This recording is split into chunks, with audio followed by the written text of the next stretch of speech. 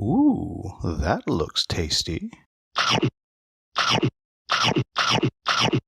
Welcome, folks. Today, the Hungry Gamer is back with another episode of Boards and Brews, and I'm joined for the second or maybe third time by the man that's coming up on 95,000 subscribers from One Stop Co-op Shop, Michael Kelley. Like that we're adjoined. Yeah. Or maybe we could be conjoined. That'd be even different.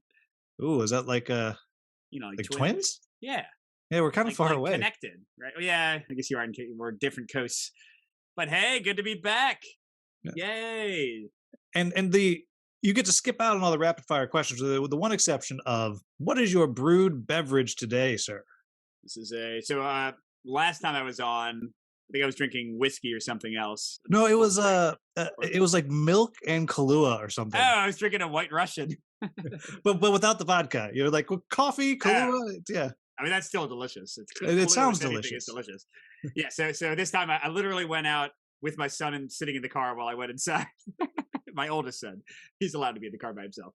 I went and got this like an hour before recording. So yes, this is a Samuel Adams Summer Ale, citrus wheat ale. It's a little sweet. My wife said she wanted something a little bit sweet, so I was going to get like a Hefeweizen or something. So it's quite refreshing. Yeah. And it's not summer yet, but it is going to be 90 degrees in 2 days in Maryland. It sounds horrible. And if you're not an East Coast person, it's probably humid there too, isn't it? Nah, it's getting there. That's going to be in a few months. But hey, I don't know. I feel like we've lucked out weather-wise compared to California this year. That's true. We had, I believe it was like 8 atmospheric rivers. Ball cyclones or whatever they're called. It was just crazy. Now, the funny thing is, yesterday you asked me, this is for everybody else, if it has to actually be brewed. I was like, just, do what you're going to do. It doesn't really matter. And I was expecting you not to have a brewed beverage. So to honor you, I'm actually drinking a cider, which I was informed at one point is not brewed. I thought cider was brewed, but I guess it's not brewed.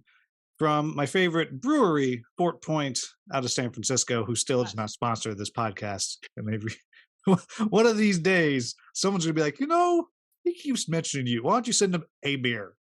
So wait, okay, so beers are brewed, spirits are distilled, and ciders are... I guess they're distilled ramshackled? Also? Ooh, I like it. Yeah, I mean, I thought it was brewed because I think they actually put yeast in there, so I thought it was brewed. But are you looking it up right now, I hope? No, I would never do that. Yeah, well, you should. See, I don't have a second screen. Fermented. It's fermented. Which is kind of brewed. The first words on this fat page say cider is never brewed. in one declarative sentence right there. Okay. Well, now the real question though is brewing and fermenting, is that like close to the same thing? I don't think so. I think fermenting, it just sits for a while and then... Will just wants the entire episode to be like Googling stuff. I do. It's very exciting. Fermenting refers to anything undergoing the process of yeast converting. You're kind of right. Brewing is a subset of fermenting. Oh, so all brewing is fermenting, but not all fermenting. But not all fermenting is brewing. You got it. I'm going to take it. I think it counts. And yeah, everybody can just call the show Boards and Fermentations. Yeah, and Frews. We'll workshop it. We'll workshop it. If you're on YouTube looking at this, make sure you drop down the comments and let us know if that counts, because I feel like it counts, because it's a really tasty cider, which is really what's important. Fort Point, sponsor me. All right, so jumping in, if you remember, we talk about a couple games, 1 or 2 games that you've been playing recently, and then the 1 or 2 games that's like upcoming, the next ones. And so I'll let you go first. What's the first one that you've been playing recently? Well, I literally... In fact, the reason I was almost late for this episode is that like 5 minutes ago or whatever, my son was there to witness and help me out a little bit with the final step. I just beat the prototype I have of Threads of Fate. So Threads of Fate is on crowdfunding as of Tuesday, as of yesterday when we're recording. And I think it's up for like a month, so it should still be up whenever you're watching this, for a while at least. It is the newest one from Post Curious that did the Emerald Flame and what's the Terra one? The Light and the Mist. Yeah, I covered the Emerald Flame. That's like the Cadillac of escape room games. This one is very similar from what I understand. I have not played the Emerald Flame. All I've covered on our channel is the Light and the Mist, but I thought that was lovely because that one's just like a tarot deck and it's very like streamlined. So this is apparently like a remaster slash remake of the very first game they ever did, like super cheap version, which was I think like called Tale of Ord or something. But this is a beautiful version. So what I had is almost a full, like they said, it's basically identical to the final version. It was awesome. Yeah. It is eaten my soul since Friday, I think. Every day I've like worked on riddles for like 2 or 3 hours, and like my family would kind of come and go. Like my wife and I did the Light and the Mist all together, but this one I knew I had because I was since it crowdfunded, but I wasn't going to be ready. The creator, Rita, I think her name is, Yeah, wanted me. Rita. She was like, you need to play through the whole thing to get like the full experience. So I don't care if you're ready for like the Tuesday launch because I only got the prototype late last week. So she was like, don't worry about whether you're ready for the launch. Like play through the whole thing whenever, as long as it's before the crowdfunding campaign is done. But I really got into it. So yeah, I won't spoil anything, but I think minimum, unless you just cheat your way with every hint possible, this is going to be like a 12-hour plus experience, which I think I was wondering about the value because, so it's interesting. I had only played part 1. Well, no, I guess I was in the middle of part 2 when the page went up. No, that's not true. I was in part 3 yesterday. Anyway, I saw the price on the crowdfunding page and it's like $80. And I was like, oof, $80. But first of all, as I unlocked more stuff for part 3 and then part 4, because it's really like kind of 4 huge, and each of the 4 parts has like 6 or 7 or 8 or 9 like other big riddles within it. But yeah, there's some stuff that I'm like, this is crazy. How much money is she spending on this? So the $80 is definitely worth it component wise and like manipulatives wise. And then in terms of time, you know, I kind of, I don't know about you, Will. Do you play like Escape or Exit or any of those things? Not very much. I'm not very smart. But I didn't my say I was wife, smart. I didn't say I didn't cheat a lot, but yeah, well, my wife likes them a lot, and we did the same thing with the Emerald Flame, where we got the whole thing. And there's a couple little bits and bobs that changed afterwards, but like she solved way more than I did, but like we loved it. Like there was a thing like I was like taking candles and lighting candles and like rubbing it like under stuff. It would make things I didn't do that. That's cool. Stuff was I was this like, one was a lot more what is it called, cryptography, like ciphers and code breaking and stuff, star chart reading, geolocation, a lot of cool stuff in here. But yeah, I mean, what I wanted to say is I usually kind of break these down like for a lot of the ones that are about an hour. The Exit series is usually about 1 hour and then you're done with it. The Unlock series is usually about 1 hour. Deckscape is usually an hour, hour and a half. Hunt a Killer, like the core boxes they sell now, they're like one-time things, are usually about an hour and a half. So all those are in like the $20 to $30 range, depending on which product it is. So for this to be, again, it was probably 12 hours, and that was with me rushing and using a few more hints than I would have because I wanted to get it finished in time to do a video by this weekend. Yeah, so it's probably about 12 hours of work on my part. So 12 times 20 or 30 is a lot more than $80. Basically what I'm saying here. And it was fabulous. See, I had a blast with it, and the story's really cool. The riddles were hard as heck. Way harder than the Light and the Mist, way harder than like any Exit or Unlock I remember playing. But it did mean that when I figured them out, I felt like a rock star. You felt good. Well, you should see if you can chase down the Emerald Flame. That was really cool. Yeah, they said they can't send me a review copy because they're not really trying to drum up marketing for it. But I'll try to find a used copy. I don't know how destructive is it. Is like the kind of thing. Very, but I know they had like recharge kits. Oh, okay.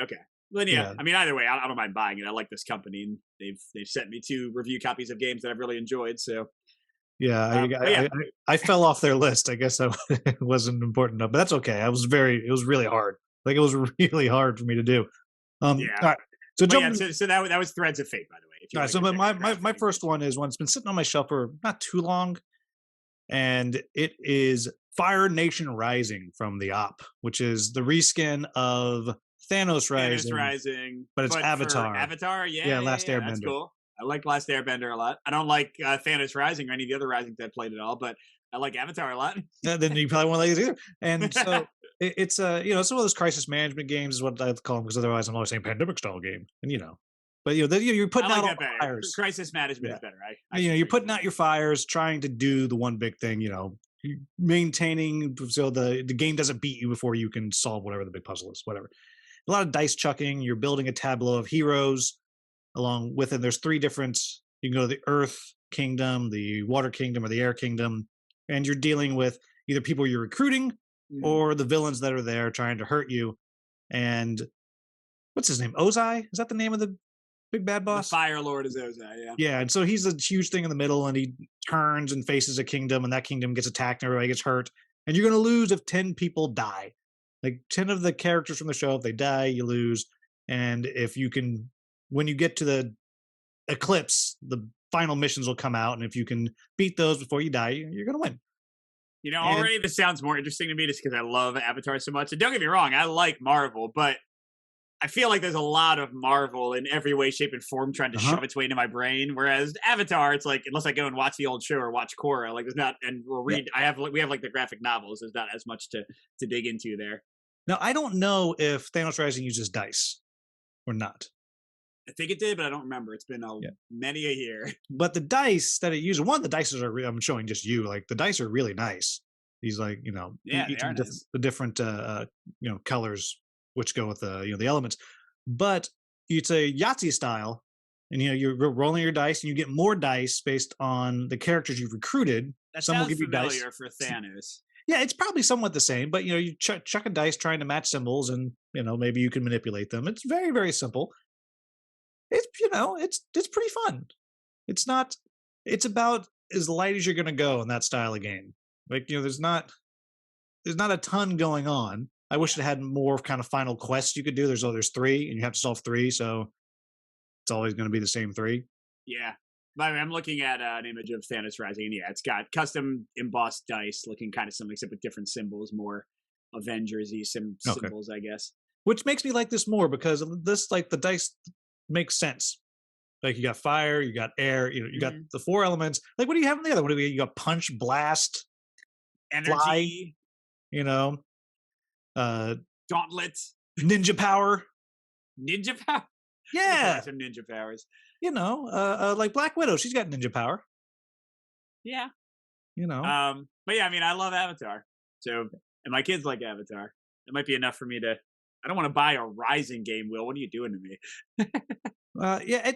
I'm sure the app would send it to you, but yeah, it is. This is gonna sound like I'm being mean. I'm not. It is completely inoffensive. Like I don't have anything bad to say about it. It's not super deep. It's not anything like that. But just you throw it out. Like I threw it out on the table the first time, read all the rules, learned how to play it, finished a game in 45 minutes. Like, That is not. There's nothing wrong with that. yeah. And you could definitely play that with your kids, and your kids could absolutely make decisions. Like you might have to, help them manage their tableaus. Don't forget this power activates or whatever. Sure, sure, sure. But they got that choice. Oh, you want to roll the dice again and try to go for this, or you want to not. So yeah, it's fun. It's fun. I was very pleased with it. Nice. You know, so far. All right, what's your next one? It's a little known game. Arkham Horror, the card game. Arkham Horror, the LCG from Fantasy Flight. Ah, the game I've never played. Yeah, so this one's been on my table. So it is my number one game of all time. I say that often because it's how I feel.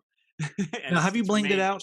Have you it's remained blinged it true. out? I have not blinked. I almost did once, So I'm and gonna share. then So my buddy Max, every local con he goes, him and his friend Bob, they go to do RPGs.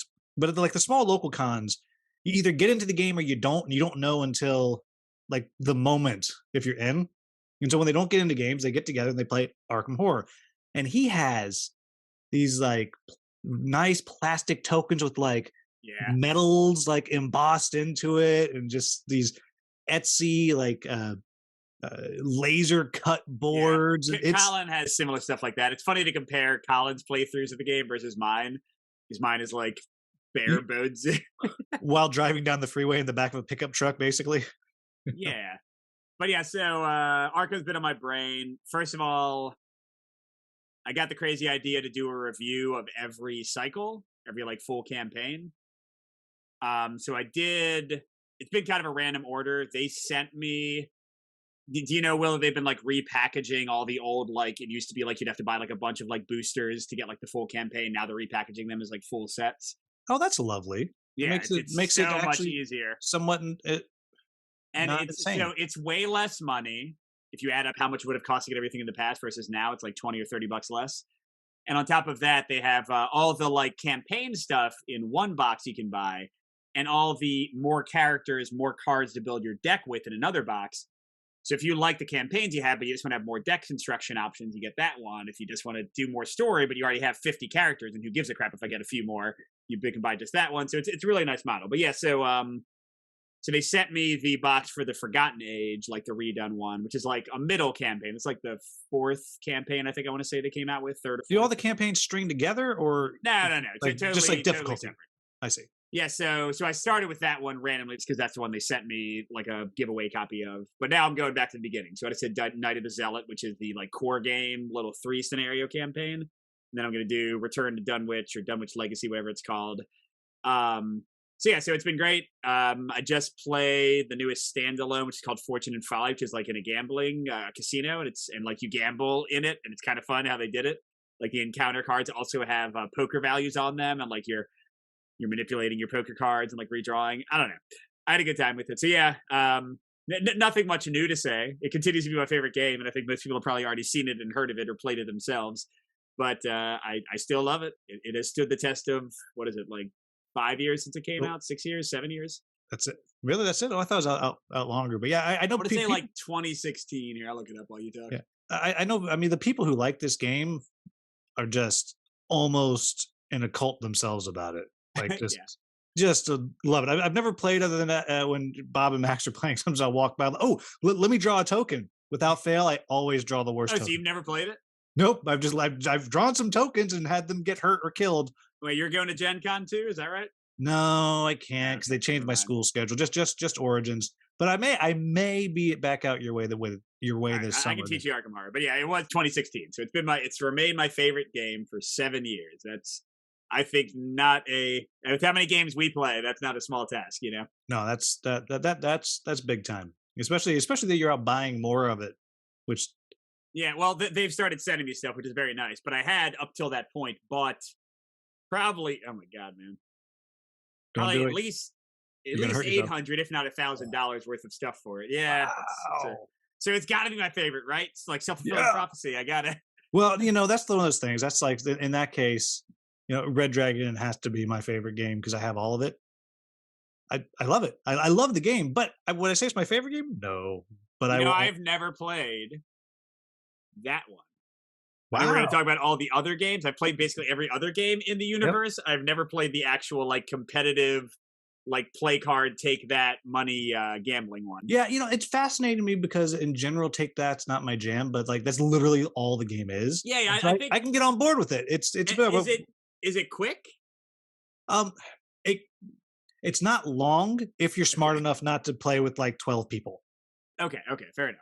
If you play with 3-4 people, it can be half an hour. Okay, that's perfect. For Yeah, the kind of 45 game. minutes if people are going slow about it. People are, what, especially once you start to know the cards, then it gets real quick.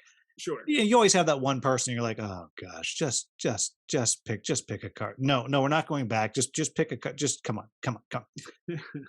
But yeah, take that. I stand behind it as the best take that game you're gonna find. But it's not my favorite game in the world. I have so much fun with it, but I have so much of it. I may have spent more money on because they have like what, like 10, 12 character sets at this point. Well, they just did the 9th big set. 9. Oh, but Plus- there's other smaller sets? Yeah, there's like 54 characters. So it's tons. Well, who am I to talk? I definitely have probably close to 50 characters. Yeah. For Arkham. Yeah. So it's either that or Too Many Bones that I've spent the most money on. Yeah, I've got a trove chest with Too Many Bones sitting. I got more stuff coming. They say it's going to fit. I don't. Really Yeah, believe it. Unbreakable. How is it going to fit? Yeah, I don't believe Josh Welgus. If you are watching, you send us a message on how this stuff's going to fit. I'm sure they'll have a video, and I'll use it because I'll need it. On a side note, there's a guy who has just started doing videos where he shows you how to combine multiple games into the core box. I've seen this before. And he did it with the Reckoners and the Reckoners expansion. And I'm so excited. I haven't done it. I need to sit down and do it, but I'm so excited. So whoever you are, dude, if you're one of the 9 people who will listen or watch this, please keep doing it with Too Many Bones and the Trove Chest. All right, but so the other one that I was playing recently is a party game, and I wish I'd brought it when I saw you and your wife. Stay Cool, and this like is penguin sliding. Am I thinking the right nope, game? nope. Not, it's multitasking. Oh, okay. So if it's your turn, what's going to happen is the first round you play in 3 rounds. Everyone gets to do 3 rounds, and it's your turn. You have a bunch of dice, and these big honking dice have letters on them.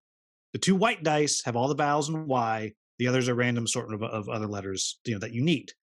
And then one person's reading you questions that will have 4 or 5, 3 to 5 letter answers that you have to spell with the dice.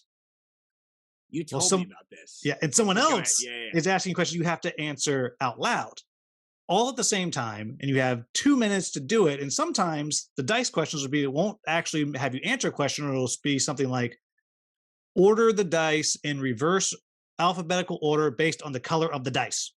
So, the green die that has, B, Q, Z on it is a G, but and it just is messing with your head. And you're trying to do all of it at the same time. That's the first round.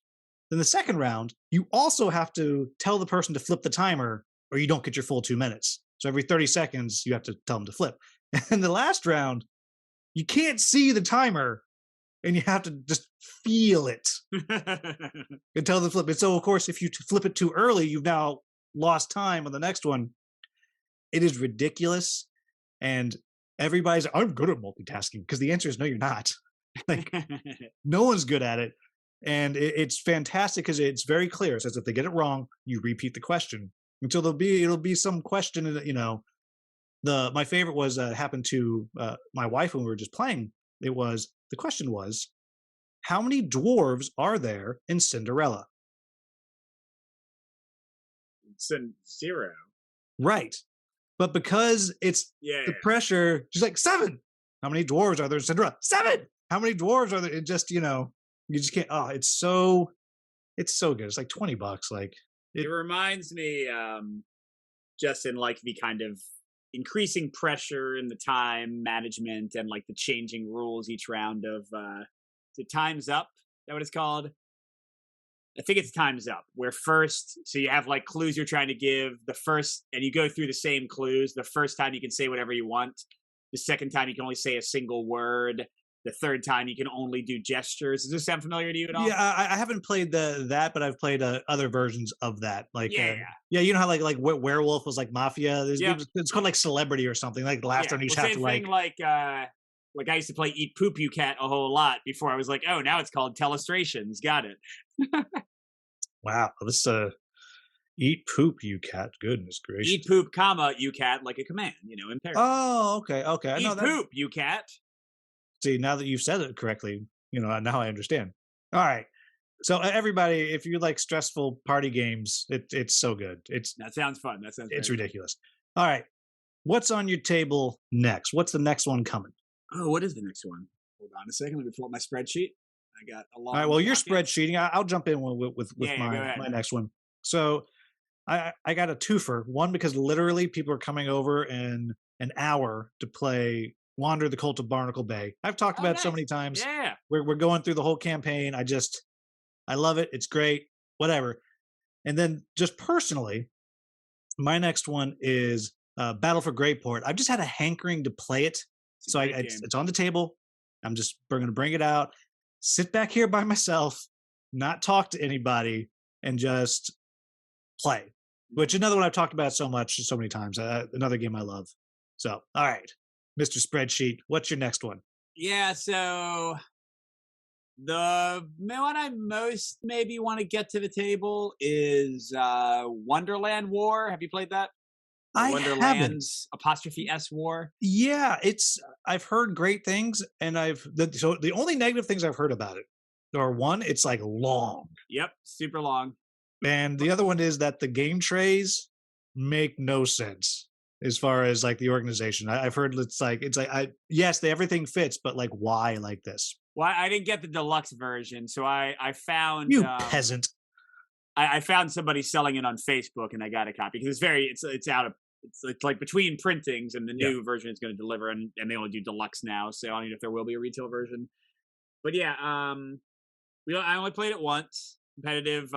It's like a bag. For those who don't know, it's a bag builder, like area control, get the most victory points, fighting game. But it's like Quacks of Quedlinburg style. You're pulling tokens from your bag, pushing your luck. How long do you want to fight? But whoever like gets the highest score from the tokens they pulled wins the location and gets victory points. I thought the mechanics were wonderful. The first game took us like 3 hours with 3 players.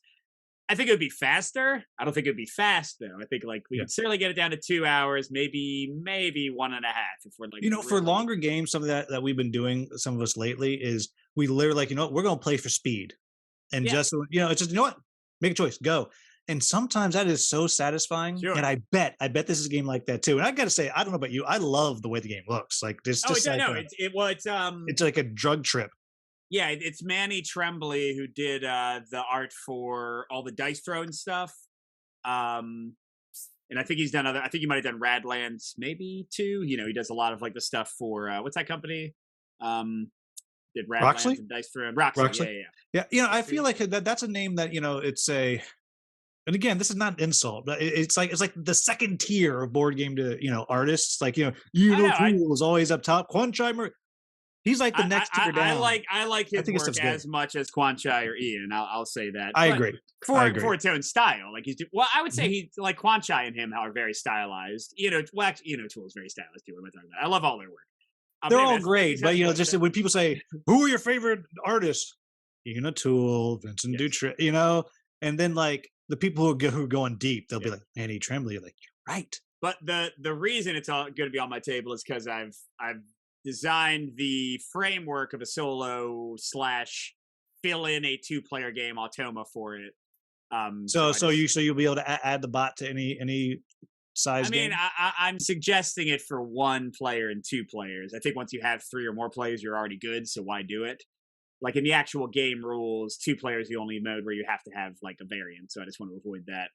I feel without having actually tried it out yet, and with only having played the competitive game once, so all of this is just dreams and rainbows. But I feel pretty good about where I've made it as streamlined as I possibly can, specifically because the game takes forever. I want to get on the table and find out the 15 things that are totally wrong with it. You know what I mean? Oh, good. Yeah. But you might have just nailed it, because you've done way more of these, but I did one for Monasterium, and then I found out that the designer actually has one that he hasn't published yet. He sent it to me. It is completely different. And I was like, but my first crack at it was almost done.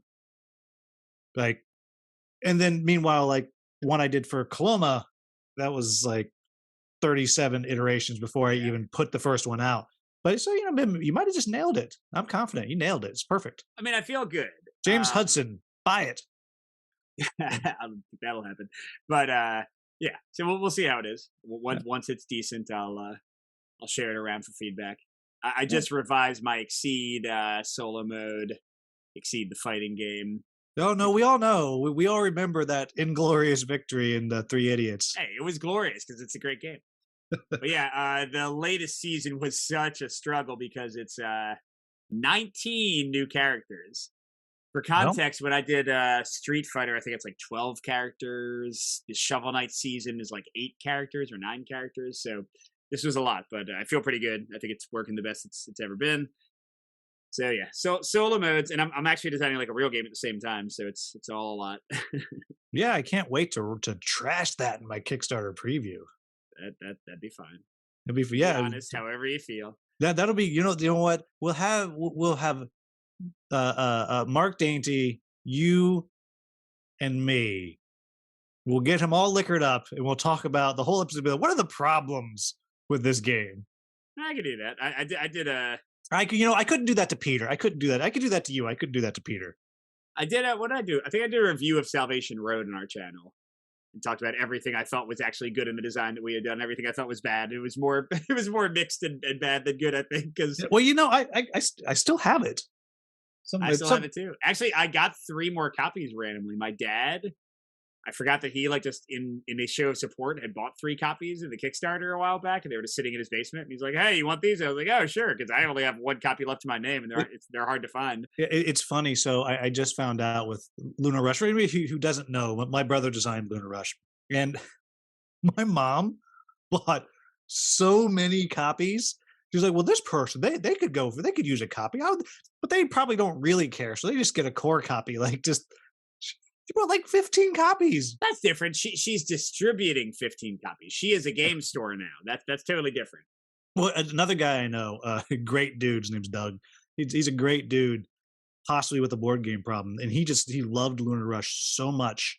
He went and he bought a whole bunch of extra copies simply because he's like, you know what, my friends are going to play this, and they're going to like it, and they're not going to be able to get it, and I'm going to sell it to them. And we were just like, it's next level thinking. It's 3D chess right there. yeah, right.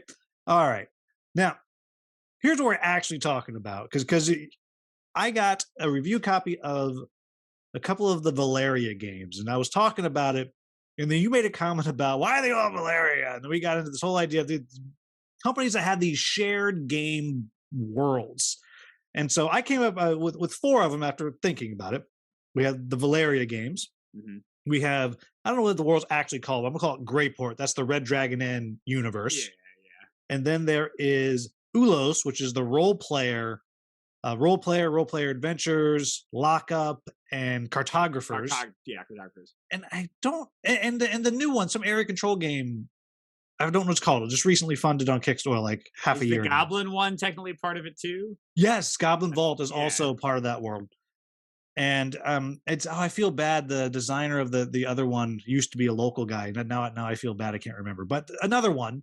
So all of those, and then I can't remember what it's called. But the level 99 Indines. It is Indines. Yeah, it's Battlecon, Imperial, and Argent are probably the main ones. Then it also shows up in some of their smaller games.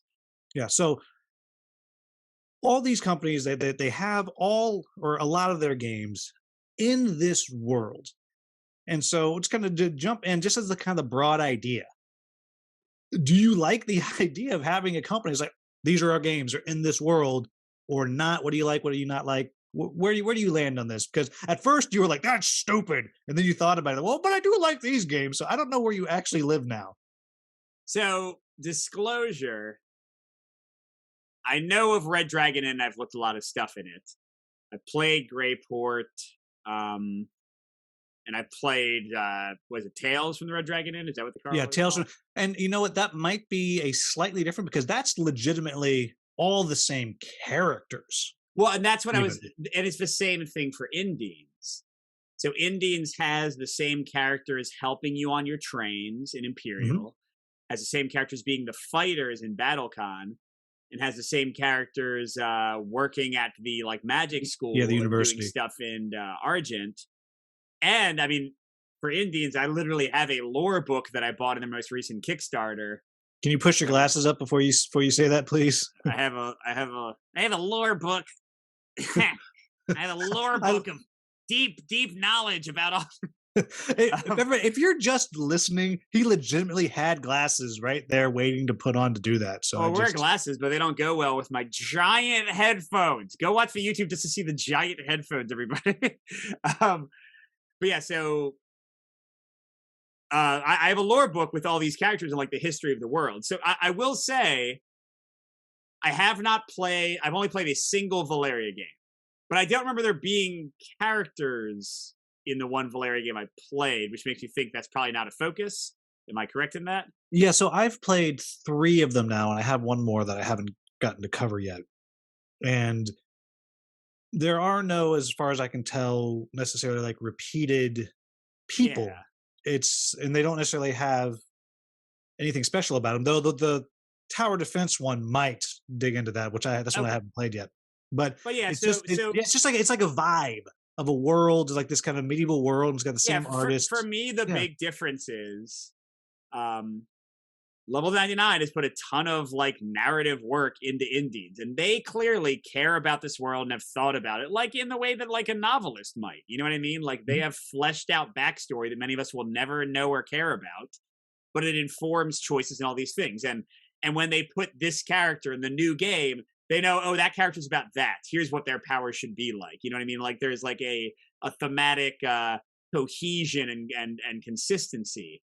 And I would say the same thing with Greyport. You know, like the way that red-haired, angry fighter girl whose name I forget, Fiona.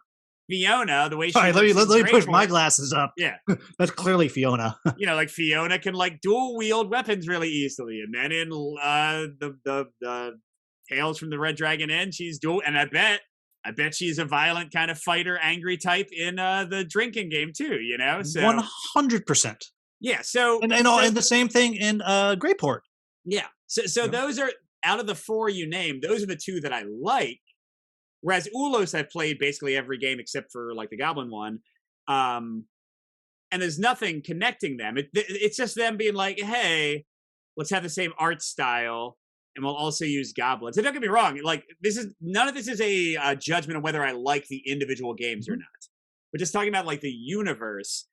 Indines and Greyport have.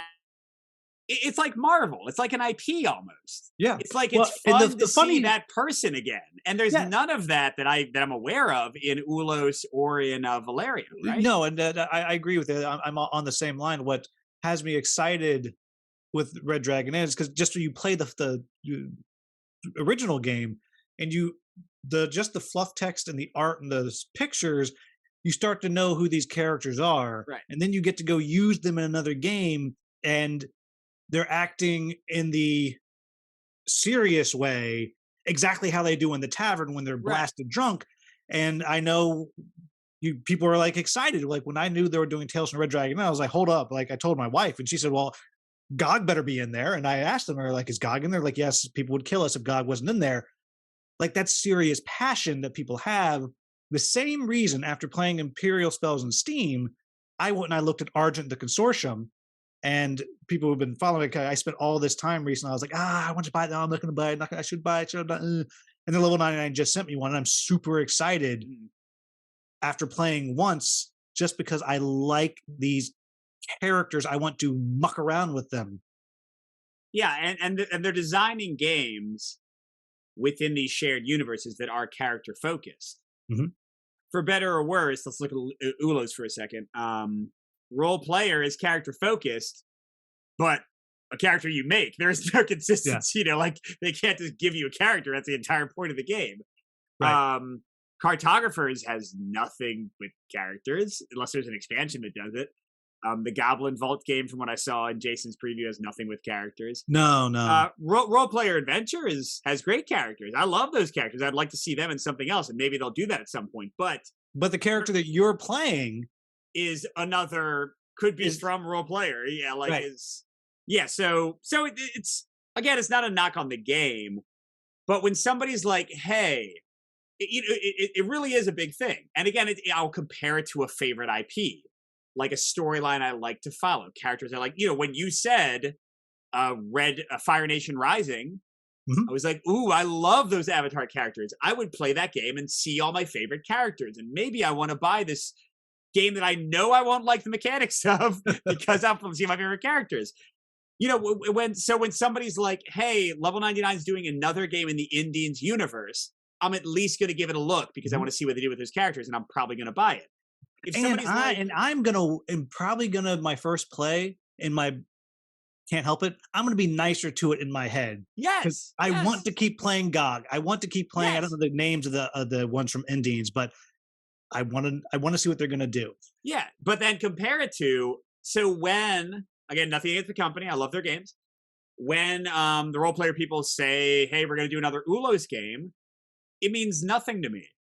It's like, oh, so it's another generic fantasy setting. Because Ulos doesn't, you know, I like their games. I like what they did with Role Player Adventures. But besides that, there's no uniqueness to the Ulos setting that I'm aware of. You know what I mean?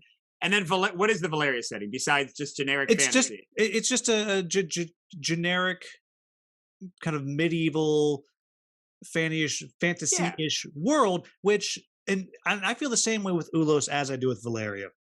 At its core, I like that it's just this kind of one world, and so I kind of know what I'm looking at. If I like the art, and I happen to like the art on it, So I know if it's a Valeria or a role play or a Ulos game, I'm like, okay, yeah, I'm gonna enjoy the art, I'm gonna enjoy the feel. And as I played all the way through Role Player Adventures, I dug in a little bit to the world. I know a little bit of the Sure. lore, but neither one of those is going to make me check out the Kickstarter necessarily, like I would with a Greyport game or an Indines game. Other than I'm like, well, I know what it's going to look like, and I'm down with that. And I think the world's kind of interesting, but you kind of got to dig deep into it to find it. Yeah, I mean, the big thing for me is I think with the way they're doing it, it is no different. Yeah, I would say no different than the brand and the company name. You know how like Oh, when yeah, Chip yeah. Theory is going to come out with another game, and I've liked a lot of Chip Theory games in the past. I know I tend to like the way the artists they tend to get. I tend to like their designs. I don't know what this new game is going to be about. It will have some random mechanic thrown on there, but It's I know I like Skyrim. Chip Theory. It's about Skyrim, Michael. Yes, yeah, I'm into that. I like the other Chip Theory games. Skyrim sounds cool. Let's do Skyrim.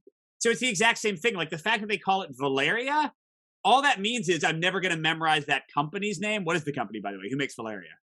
Daily Magic. Great. See, that's not as good of a name as Valeria. So there you go. So instead of me memorizing their company name, I'm going to memorize Valeria. And instead of saying there's another Chip Theory game coming out, I'm going to say there's another Valeria game. But I'm not excited to look at it. Well, my excitement is proportional to my excitement for that company's other works, which for Valeria, I played one of theirs and it was fine. So it's not that exciting. Yeah, and I think that's the part of it for me, and this is where people are going to come after me, is all the Valeria games I've played, I've enjoyed, and some of them like shockingly I've enjoyed. The one that is coming to Kickstarter in June is called Castellans of Valeria, is dice drafting and area control, which is a cool combination. Like Yeah. it's a cool game. They have I describe it as like Hadrian's Wall light Hmm. of a roll and write style game, and a trick taking game that has some like interesting stuff going on. So because I've liked all those games, I'm like, Valeria, yeah, I'm gonna check it out, and I like the way it looks. But a Greyport game, I'm chasing down. I'm gonna have feelings based on the characters they choose to put in it, which As much as I say it's similar to the company, I think by them just calling everything Valeria, and I'm kind of singling them out right here because I don't think Role Player has that many. Like the Ulos don't have that many games yet. It's like 5 or 6. Valeria has what, like 9 games? I don't know. 8? 25? I think it's somewhere between 5 and 1,000. But yeah, so I was gonna say is like so to compare it for a second, it's not quite the same thing, but let's compare it to the Garfield games, okay? Mhm. The West Kingdoms, the North Seas. So those are very clearly Garfield games. They tend to have the Miko as the artist, so they have consistency in the graphic design, the same stuff we're talking about.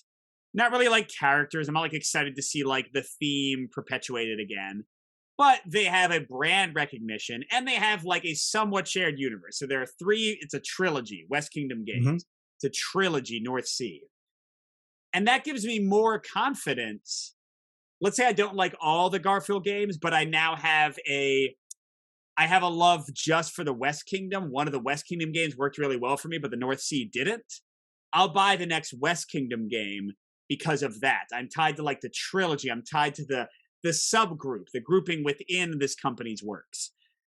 With Valeria, if I don't like a single one, what differentiates any other Valeria release from all the rest? And especially if they start getting up to like 9 or 10, like I feel like in a way they're almost muddling the brand, the IP, as it were.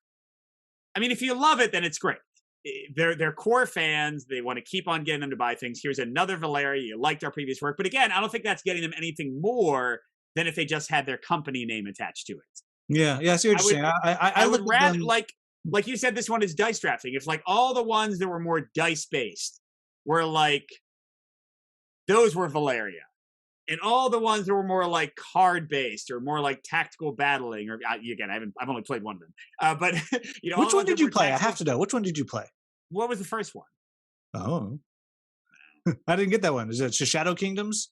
No, I didn't play that one. It was before that. Nope. Card Kingdom. I played Card Kingdom. Card Kingdom. Yeah, but no, I wait, hold on. Here we go. Card Kingdoms, villages, quests. I don't know. Maybe some of these are expansions. I feel like they aren't though. Shadow Kingdoms, Margraves, Siege, Corsairs, Guild Academies, Dice Kingdoms. Holy! And then what was the new one you said? Castellans. That's 10 games, and And I have no idea what any of them are about. and Thrones. There's also Thrones. Now, Yeah. So, and by the way, the first one came out in 2016. So that's and they've been accelerating. There's like 15 expansions for like Card Kings, especially has like a billion expansions. Wow, they I are don't prolific. like. Sorry, Valeria and Company. What were they called again? Magic Dice. Daily Magic. Daily Magic. Daily Magic. Maybe your games are wonderful. I've only played one. I don't like your strategies. So that's. I think you're making it impossible for me to have any idea what any of your games are.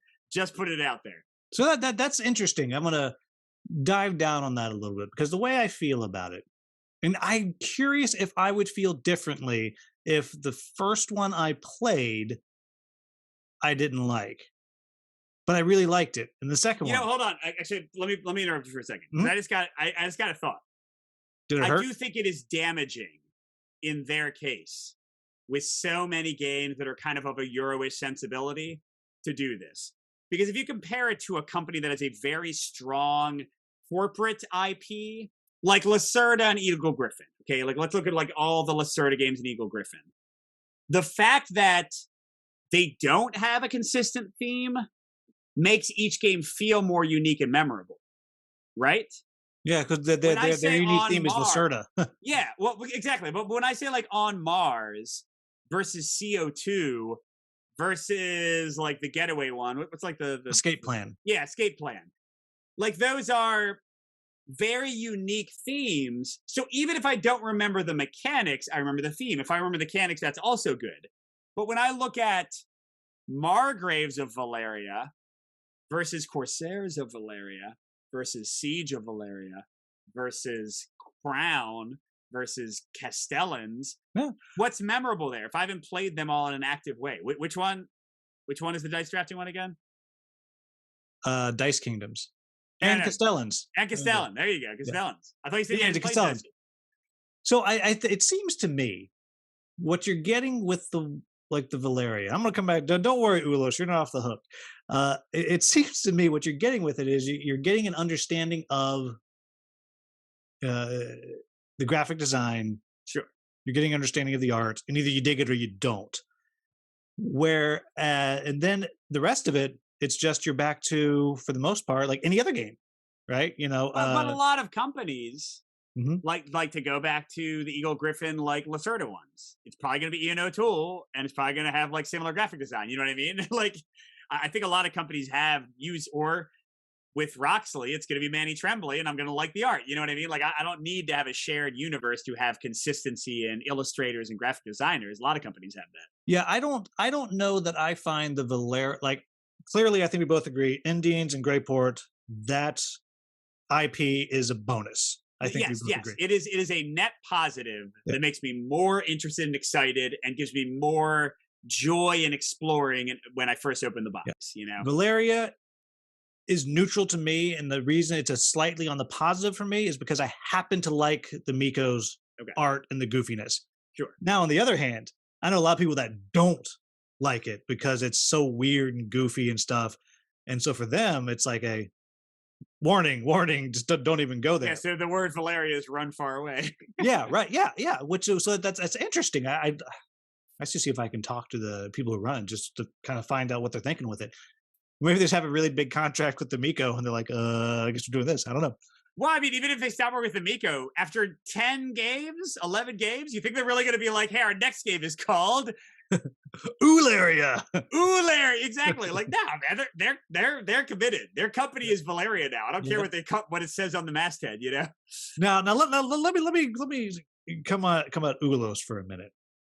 Now I have a more, and to be fair, I don't have a negative feeling on any of these. I actually, in the grand scheme, I like the idea when people are trying to connect everything together.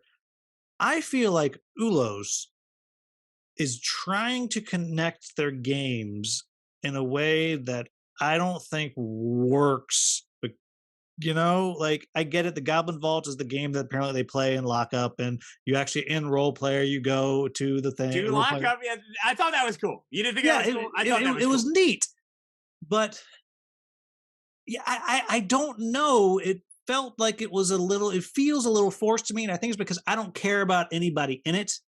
Whereas at least with Valeria, it's telling me a style and an era, basically.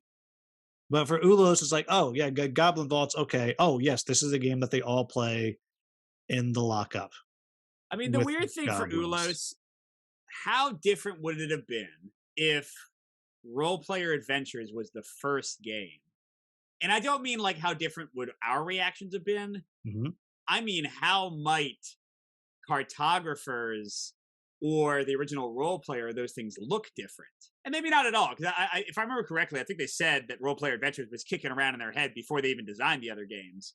But I feel like the world didn't have Dawn of anything. Ulos. That's the other game. Yes, yes, yes, yes. But yeah, I feel like the world had nothing going on with it until they got a game with more theme, which isn't required. Greyport did a good job between just Red Dragon Inn and Battle for Greyport. Already, I was like, hey, that's that character. That's awesome. You know, even before they had Tales from the Red Dragon Inn that actually has some narrative elements, even without the narrative, it still Right. worked. But yeah, like Role Player Adventures has made me more interested in the world, but I'm not going to get any of that if I buy any of these other games. You know, it's not like Goblin Vault is going to dig deeper into like the corruption of the human like aristocracy and monarchy, or the persecution of vampires and like their kind of half life and all You that do know stuff. the next game is called The Corruption of the Aristocracy and Monarchy of Ulos, right? Well, see, you know what? Good on you, Ulos. Uh, what's I can't But remember. I'm glad that you said that, because it's like the games in Valeria and Ulos, for the most part, with the exception of really role player adventures, are not thematic. And to be fair, I don't know Dawn of Ulos. I did that one. I'm not sure about that one. But Goblin Vaults, I don't get much theme out of it. I played that one. I I think don't get Lockup has yeah, a little bit, yeah, something. yeah. And role player when you add in like the monsters expansion, especially I think But just you little, got something going it's on. little, You know, but like there's no like how's your Minotaur different? my Minotaur Ulos has Minotaur versus Michael Kelley has, Minotaur. has this dexterity, Oh, I see. That's and true. he has chain armor. And my Minotaur has a gold die there That's right. That's right. and has a club. To be fair, that's about as deep as the differences in some of my D&D characters went. You know, You should see mine. It's what dumb character does Will have now? Is he a goblin? He wasn't allowed to be a goblin. Oh, he's a halfling that has dyed his skin green and speaks goblin because he was raised by goblins. I mean, I love that. I think that's great. The DM did not like that. He couldn't say no. He set up the rules. He's like, can't be goblins. Like, fine. But you know, Will, I do think we should probably move away from Greenface. A That's little insensitive, you know what I mean? Goblins that's have fair. already been persecuted quite a bit. They've been put in the. I prison love camps. goblins so much.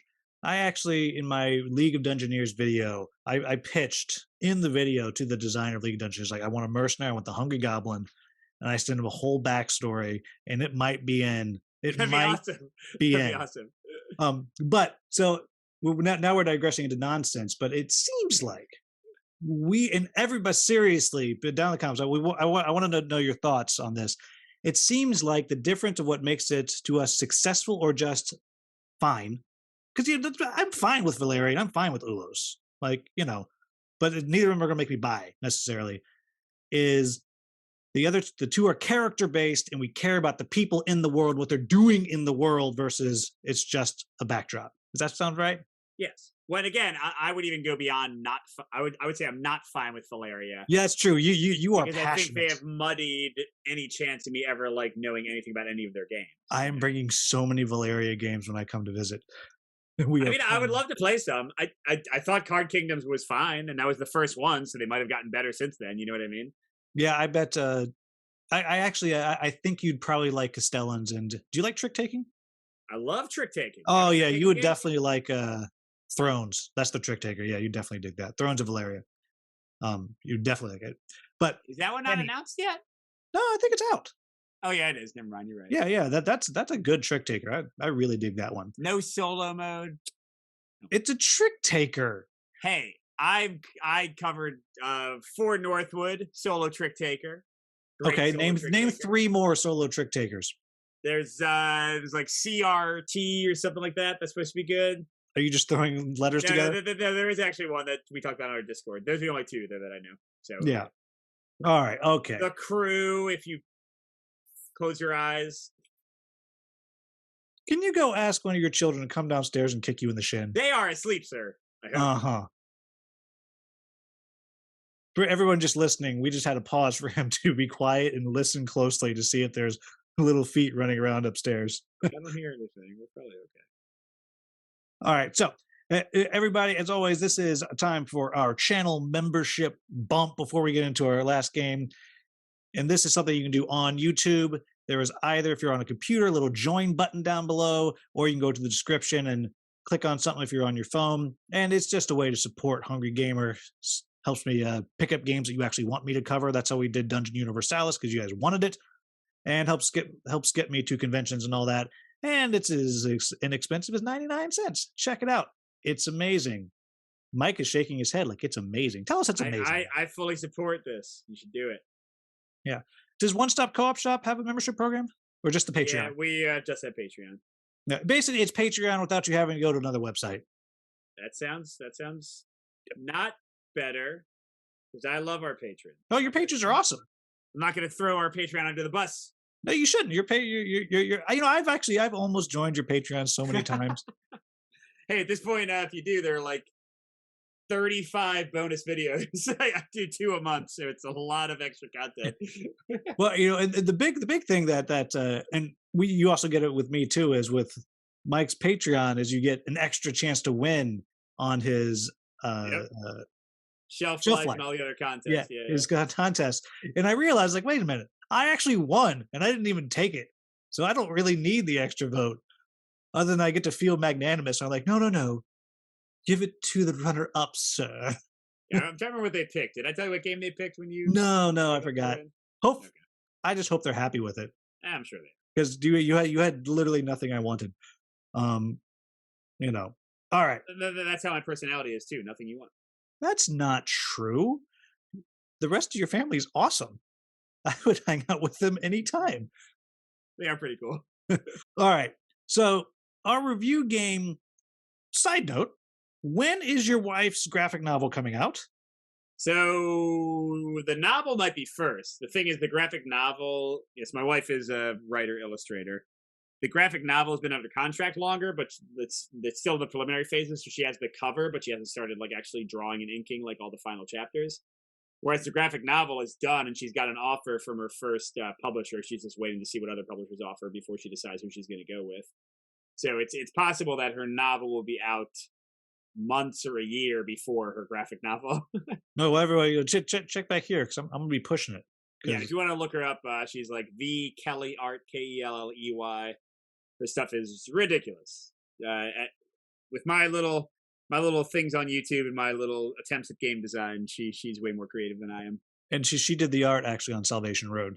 Yes, although that is no longer. I love the art of Salvation Road, but that is no longer representative of her true skill level. That was like elementary Vanessa working. All of them look great except for this one character that looks like a total jackass.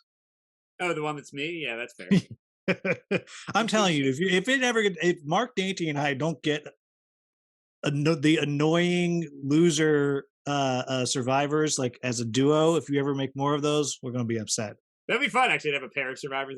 We'd love to do if Flame and Fang, our first actual self-published game, if that does well, the chance to return the game, like Salvation Road, we have the rights back, because it hasn't been reprinted for a while. So yeah, if we did a second edition, or a redo of the game, Return to Salvation Road or whatever, that'd be fun, actually. Salvation Rest Stop. Workshop it. Yeah, it could have been worse. All right, but so our actual game we're talking about today, and it comes out of our previous conversation. No, it doesn't, because it's not in Indines, is it? No, it's not. Well, Level 99 Games. See, who they didn't feel the need to make it Indines, Bullet. That's true. Oh, wow. So their game Bullet, which is competitive, co-op, solo. Mike, this is one of your favorite games, I think, ever. So what to tell the unwashed masses here a little bit about the game? I mean, it doesn't have to be anybody else's favorite games, but yes, it is probably my top 10. Say top 10. I don't know if I'd say top 5. So Bullet is like Will said, competitive, solo, cooperative. I'll talk about the competitive mode. That's kind of the most straightforward. So it's supposed to model a little bit of a bullet hell shooter. You know what a bullet hell shooter is, Will? You ever played any of those before? I do, but tell the unwashed masses. Everybody, I'm sure you Stop. bathe. I'm sure they're washed. Stop saying they're unwashed. I'm sure you bathe. I'm sure you bathe. I don't know why I'm stuck on unwashed masses today. And I'm hoping there's and not even some if they like are unwashed, is that so bad? Like you really have to judge no, them it's just a thing. And I'm really now that I've said it like 3 times, I'm really hoping there's not like some historical significance to that phrase that is like horrible. There probably is.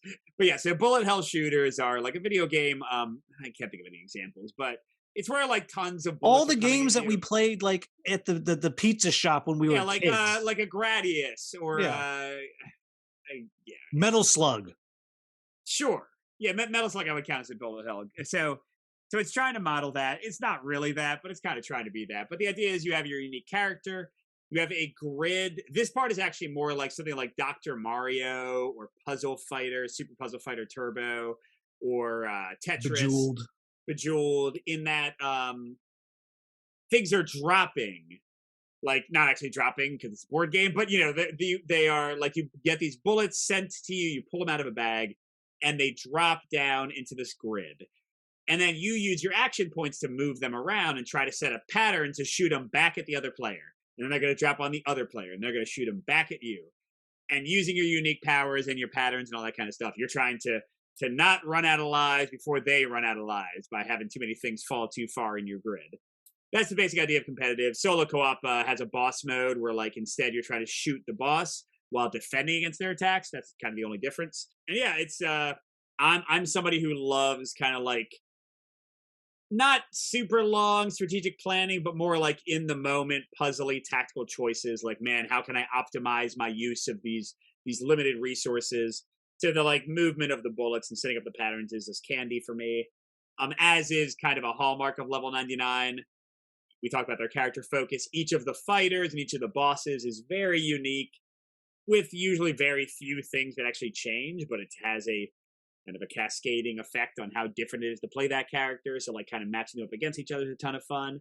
It's quick, it's easy to teach, it's simultaneous, the co-op works well, the competitive is very frantic and fun.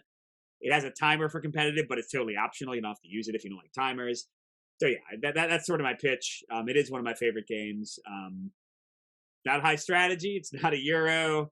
Not an epic campaign-based thing. You're going to play it in 30 or 45 minutes. You're going to be done. You're going to have had a good time.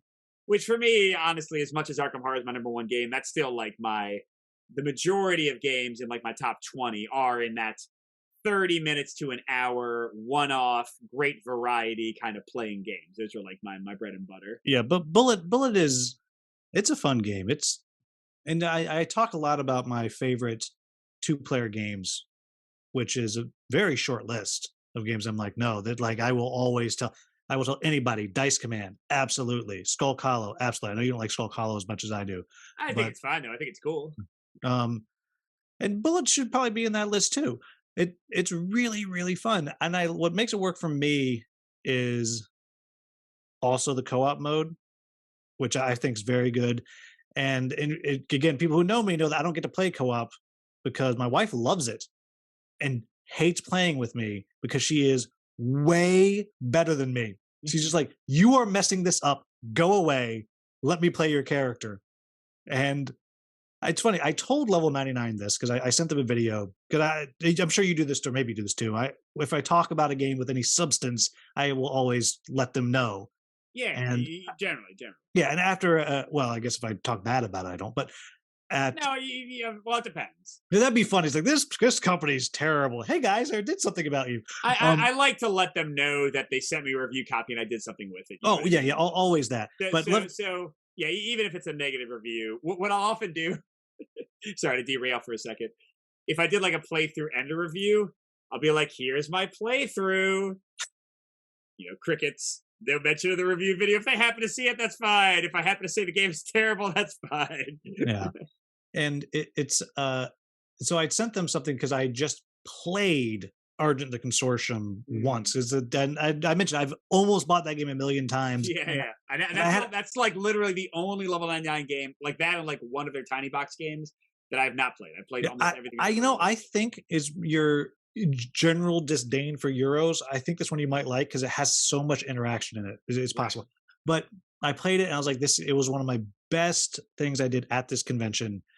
And I just sent it to them. They said, "Would you like a copy?" I was like, "Yes, yes, yes." And like, "Oh, would you like Imperial?" I was like, "Oh, I already have that. I've covered that before." It's okay. Do you want bullets? I have bullet. In fact, my wife loves bullets. She won't let me play, and they sent me a promo character for her so she can play.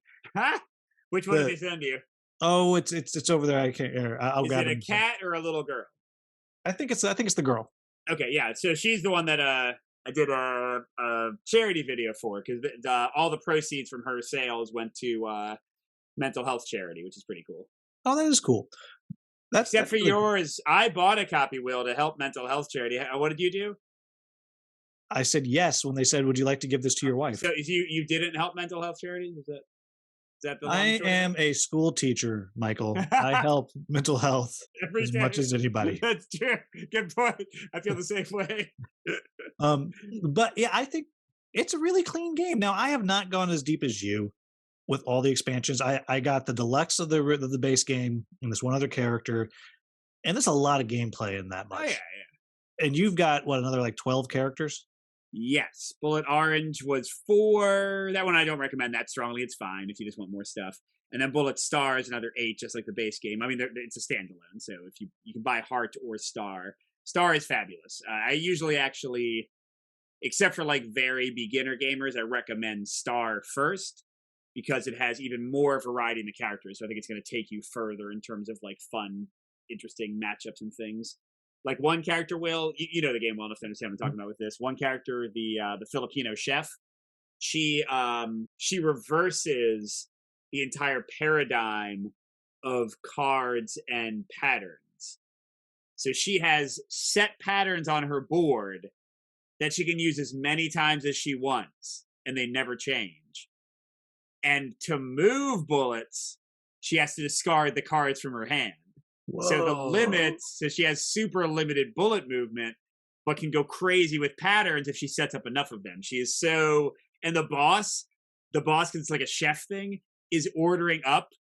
If you don't send specific bullet combos as like the food order to hit the boss, all your bullets go away. You don't hit them at all. So it's like a shield of like a specific like pattern. It's so cool, man. I love that one. Oh, that's cool. Yeah. So I mean, it's a really good game, everybody, and the competitive and the co-op both are really satisfying. There's not a lot of games I can say that about. And Will, what's your win record against me in competitive? I believe it's somewhere around 100%. 100%. That is true.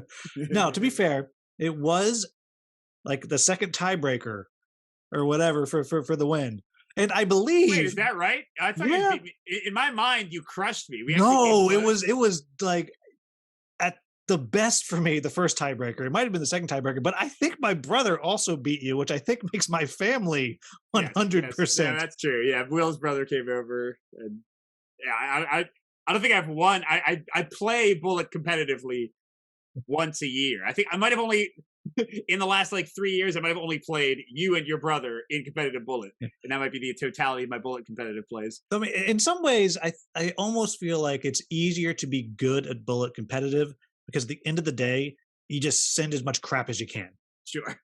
Whereas, like you're talking like with that the chef, like that, you really have to puzzle it out, which is what my wife likes about it so much. Is like it's an intense puzzle. Yeah. As you're getting into it, as I was thinking through it, I can't.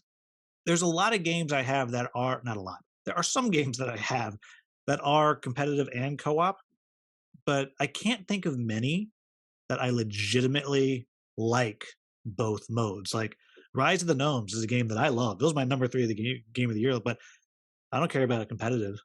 Like I don't care. Theurgy is a game that I think is brilliant. It's fine co-op. I enjoy it.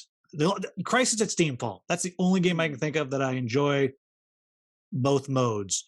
I haven't But played that. That's the one by the Doomrock people, right? yeah, yeah, it's a it's a weird game. It's really cool. I'm working on it to get to a video. It took me a little while to really grasp it. But Bullet, Yeah, I'm trying to think because Bullet, I love both ways. You're right, and usually with those kind of games, one feels tacked on, one feels half baked. yeah, I think I'm of like, other games where like both hit really well. yeah, like I'm looking around my room just to see if I can even find any others. I guess Dice Throne and Dice Throne Adventure, I think those both work really well. Yeah, if you But like that's like a really if you like boring expensive. dice thrown adventures, yeah, That's a really expensive expansion to buy, also. Whereas Bullet, you just get all that like in the $40 whatever it is, like base set all at once. yeah, yeah. The only like, gosh, so I can just so the ones I named, and I guess Valor and Villainy now has a co-op mode you can use. That's Well, I've old actually no, I adore Ludwig's Labyrinth, the co-op mode. And apparently pledges have been delivering in Europe, and like the US might start shipping at the end of April. So I'm very excited for that. I pledged a lot. Um, but I have, and I've had for a while, what is it, Mordax yeah, something? it's right here next week. Mordax something another. Man, that definitely felt like a letdown to me, at least after playing the co-op. So that one, I personally, for my taste, would not say the competitive and the co-op are equally good for me. No, and I don't. Well, and the interesting about it, so I overall like I've actually held on to my Mordak pledge. I just I got have the it too, just for the characters, yeah. because I didn't pledge for the deluxe version in the new Kickstarter. Yeah, it's funny. I wanted to. I didn't back the new one because they got rid of the standees version, and I couldn't Yeah, upgrade my old yeah. version to miniatures. And I was like, I can't handle standees for So half how of did the. that work? Did they refund you? No, I think they said they were going to just upgrade everybody. I don't know. I when they said they were doing it, I dropped my pledge because I was like, I can't deal with it. Because I said, well, can I get the miniatures for the other one? I said, sure. All you got to do is pledge for a new deluxe, and then you can sell your old copy. I was like, that is not happening. like, Yeah, like, I did upgrade, and I don't want the miniatures at all. But I love the game, so I was like, all right, I'll just. I didn't buy like the play mat or anything like the bells and whistles extras. I was like, core game. I also didn't buy the thing that combines them because I didn't like the old version that much, so I don't need to combine it. So yeah, but I still spend a lot of money. yeah, that one is a game that I actually like that competitive game. I don't play it often at all, but it's kind of fun. Sure, But the co-op is what people are going to play all the time. I feel like I Bullet, agree. you get kind of half and half. You know, No, I uh, agree. yeah, I can't come Dungeon Alliance. That's the only other game I can think of No, man, that does both. I think But the again, I would cooperative never is play kind the of weird. competitive. I See, wouldn't the do it. opposite for me. I think as good as much better as the quests are, I think it's still awkward. You're awkward. Well, that's true. Dungeon Alliance is great, and my wife agreed. So there you have it. I'd rather play from the same person Core Worlds. I love Core Worlds. I never loved Dungeon Alliance. Yeah. Well, it's okay to be wrong. Um, yeah, I can't think of any others. So I think the games that really attempt to do competitive and cooperative are rare. It's exceedingly rare that two are good because I can think of two that legitimately I'm like, these are both good. And I'll add Theurgy in as one that I'm like, it is fun to do the cooperative, but it's not Yeah. close. All right. I think we've reached the end of our nonsense today. So, because I'm sure you have forgotten that this is what we do here. I To wrap have. it up, first off, tell us how people can find you, other than go look at the description and all the links I put. And what are your words of gaming wisdom? All right, so you can find me at all the One Stop Co-op Shop stuff. We have YouTube channel One Stop Co-op Shop, One Stop Co-op Shop streamed or separate streaming channel. We have a weekly podcast on Apple, SoundCloud, etc. It's also One Stop Co-op Shop. Um, yeah, Patreon.com/One Stop is our Patreon with extra bonus videos every week or every month. Um, And then we have a Discord for once. If you look at any of our videos or our podcast, there's always a link in there that you can join straight through there if you want to come talk to us. That's pretty much all our stuff. We have a Facebook page, but I don't do anything with it. It exists. And words of gaming wisdom. And well, I'm going to give you a reprieve so you can think about it. Okay. Also, I don't know if this video's podcast is going to come out in time, but make sure you go to Board Game Geek and give One Stop Co-op Shop's podcast a nomination vote for the Golden Geek. I mean, give one for us too at Boards and Brews, but I can't imagine it's going to be enough. So One Stop might actually has a chance of maybe winning. Cool. We haven't really pushed for it that much, but this year we're trying to get people to actually nominate us. It would be lovely to be nominated. Yeah, I did it. I did it today when I found out about it. So yeah, go give Boards and Brews a pity nomination, and then actually go nominate One Stop, because they do fun stuff, and every once in a blue moon I get to be on it and bring down their listenership. Yeah, we got to get you on again. Okay, words of gaming wisdom. It's okay to take a hint in a riddle game. It's okay to re-roll a die or redraw a card in a solo game or a cooperative game. It's okay to cheat and let your kid win in a competitive game. You would never do that. I do. Your children beat you, right? I do that. So they do beat me sometimes. Yes, we're all here to have fun. So how often do you think, when you're playing a solo game or a campaign or something, how often do you have that moment where now, because my wife, all the time, sometimes we're like, hey, she likes rolling dice. So I'm like, this is a big roll. You roll that. And she'll be like, oh, high or low. And she'll just snatch the dice before I can even see it. It's like, I was just kidding. Like, she'll cheat that 100% of the time. I think every once in a while I'll be like, oh, I'm going to lose and I'll have to start over. No, I'm going to pretend I did that. Every once in a while I'll do it. How often do you find? I do that. I would say I flub things in my favor. Usually, like you said, to kind of prevent grinding of repetition and having to redo a scenario or something. Probably once every 3 plays, I would guess. And then when I'm playing with my son, my new strategy, I do this with my wife too. I'll say that quieter in case she hears. What I do is I play full power, quote unquote full power, for about 75% of the game, and then I adjust as needed so that it's at least close. And it's fine for me to win. I want my son to get the experience of losing, but I'd rather him lose by 5 points than 50. You know what I mean? And then I have on occasion, if there's a game that we haven't won for a while, my wife's clearly not loving it. I'll a lot of Euros just have a lot of point counting at the end, and that's usually very private. I'll just count wrong. I was like, I got 5 points from this. I got 25. My total is you had and I'll let her go first. Oh, you had 110. Got 108. Good job, sweetie. Wow. Your entire marriage is built on. We'll play the game again. I mean, hey man, you got to massage your most regular players. So they want to keep playing with you. Want to keep playing the games you enjoy. Your entire marriage is built on lies. Sure. Well, I'll tell you. So with playing the Castellans of Valeria, which my wife liked it. That's the one with the dexterity, right? No, that's the dice drafting area. No, it's the one with the hats. No, the dice drafting the area control. You don't have one more? Disappointed in you. Yeah.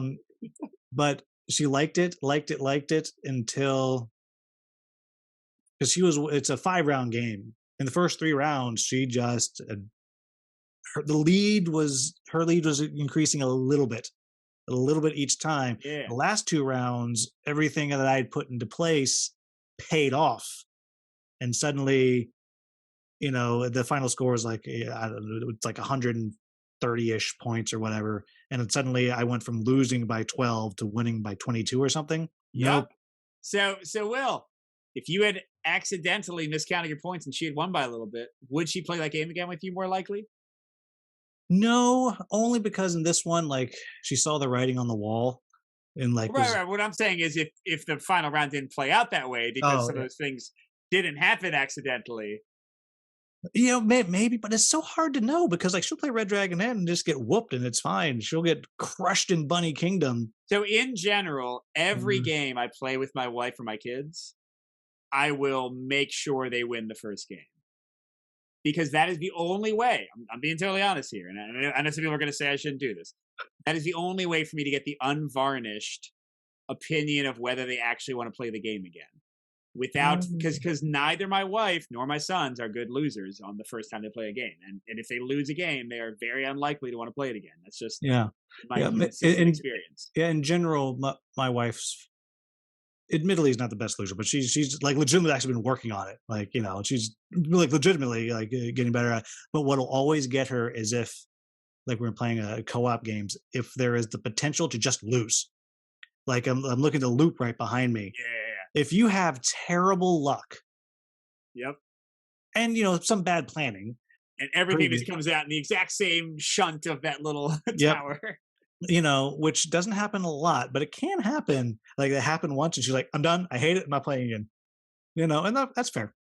That is fair. That is fair. Yeah, that's fair. That's fair. And I love And it. I think that's most, to go back to what you said earlier, I think that's most common in those crisis management games. Pandemic has the same kind of thing, and yeah, when bad things are coming out and you got to manage them or you lose the game, sometimes the bad things can come out in just the right combination that you lose immediately. Yep. Same thing with Salvation Road. I believe the first time I played that, I lost on turn 3. Yep. Mistakes were made. Everybody, I I said in want my you to review. know the extreme emotional roller coaster that was, because this was during the height of the pandemic when everyone was locked down. My wife had left town to be with family. So I was literally all alone in my house for 5 or 6 weeks over my birthday, over Thanksgiving. I was like, you know what? For my birthday, I'm going to buy a couple games.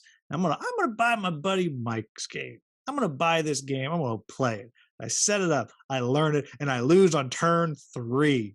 And I sent a message. I was like, what the hell? Like, I played it again and enjoyed it. However, that was like, I've never felt. So I understand when my wife's like, I don't want to play that game ever again. Yep. So what I'm saying, everybody, is Michael Kelley has 2 copies of Salvation Road. See if you can get one from him and lose quickly. But everybody, as always, make sure you subscribe, do whatever to One Stop Co-op Shop. Join the Patreon, join our channel membership. Go vote for everybody on Golden Geek, and also vote for everybody else on Golden Geek. I don't know that it does anything for you, but it sounds good to have a Golden Geek. And as always, if you enjoyed this video, you found it useful, like, subscribe, share, join. Thank you so much for watching or listening, and have a wonderful, wonderful day. They can't hear you wave. Bye. This is so weird. Do you see this? Like my filter. Yeah, I think you got to put it like in front of your face. Oh, nope. Yeah, we had. So I actually had the worst experience I've ever had selling a game. This or no, buying a game. Yeah. Oh, buying a game. Okay. Yeah. So like he was kind of a dick about sending it. He's like, "Well, I'm just giving it away for free." I was like, "I'm kind of paying you almost retail price for this thing," because my buddy really wanted Vagrant Song. So I'm like, okay. Yeah, he can't find a copy in Canada. I was like, all right, I'll keep my eye out. And I found one. So okay. He's like, yeah, there's a little scratch on the cover, and the bindle's like a little bit torn because it's tiny. I'm like, okay, that's fine. And he sends it. Bag, that bindle. Yeah. You're an English teacher. You know what a bindle is. I know what a bindle is because of Vagrant Song. I'm gonna paid it. Yeah, so does anyone who knows what a bindle is. And so it gets here, or so he sends it just as I was leaving town for this wedding for 10 days. And I was like, well, I'm leaving town. As soon as I get back, I'll check it and make sure it's fine. So no, you don't need to do that because it's going to be there. You'll be able to track when it's there. I'm like, right. It'll be in the house. We have a dog sitter. I'll check it to make sure everything's there when I get back. And like, he was like real bent out of shape about this. I was like, well, that's what I'm doing. So like, you got the money, whatever, should be fine. So I get back and it's a show inside the box. Like the shipping box, the game's open in the box is spilled out all over. In the bottom corner of the shipping box, there's actually a little hole big enough for like the little hearts to like fall out, those little tiny hearts to fall out, and maybe some of the smaller tokens. So I assume so like and the boxes like all the corners of the box are like split, like coming apart. Yeah. And so I'm like, well, I'm not really happy with how you shipped this, and the box is messed up. So why don't you give me my shipping back and like knock another $5 off of this thing? Yeah. Because he's like, okay. I was like, and I'll do an inventory to make sure it's all in there. And he's like, no, it's fine, it's fine. So I do the inventory. It's missing 3 of the reference cards and all the dice. To be fair, I can replace that, but not It's the just fucking point. D6s, right? Yeah. Yeah, they're just That's decent, not but that's the least impactful thing to be missing of what you could be missing, but it's still absolutely, annoying. completely replaceable. However, that ain't like new. Yes. Like I'm not. They Hey, advertise it as like new. sorry, excellent. He said Oh. it's excellent. It has a scratch. Maybe your definition of excellence Yeah. doesn't match everybody else. And I was like, yeah, this is. And then by now I'm annoyed with the guy. I was like, you know what? Give me my money back. Send me a label. And he's like, I'm not doing that. It's not my fault that your post office poked a hole in the box and then stuff came out of the box. I was like, file an insurance claim. He's like, I didn't get insurance. Like, it sounds like a you problem. Yeah, I'm sorry. Did the reference cards Fall out fall of the out the hole that the post office punched in the box? yeah, and the They huge spontaneously curved themselves. yeah, the huge dice. Yeah, exactly. Like and so he's like, I'm not gonna just do it. And then he blocks me. He seems to be a little more money. He blocks me. So I'm not paying for shipping. I was like, okay, PayPal, claim. Like, and then he goes to this whole martyrdom speech about, well, you should enjoy your free game, and here's your money back, and just have your free game. I was like, well, okay, or you can send me a label, and I'll send it back to you. Like, I'd like, I've said this like 37 times, but then so I put up a thing on like the group I bought it in. So just everybody beware, like you sent me crap. It's not. He's gonna pretend it's better than it is, and I get a whole bunch of people sending me messages. Yeah, he did that to me too. So interestingly, I had a similar experience where I was the bad guy, Michael Kelley. but unintentionally. And actually, I was also you, so I was both sides of this equation with the same game. Yeah. So KDM. I really want to try KDM. I found a copy that wasn't too bad. Like, I don't know. I think I might have paid slightly under $400 with shipping, right? Which with the game new being $400 is not, and then you gotta pay more for shipping. Isn't the worst. So I got it, and KDM is full of cards. I don't know if you've seen KDM like in physical form. Yeah. They had done like nothing to secure anything.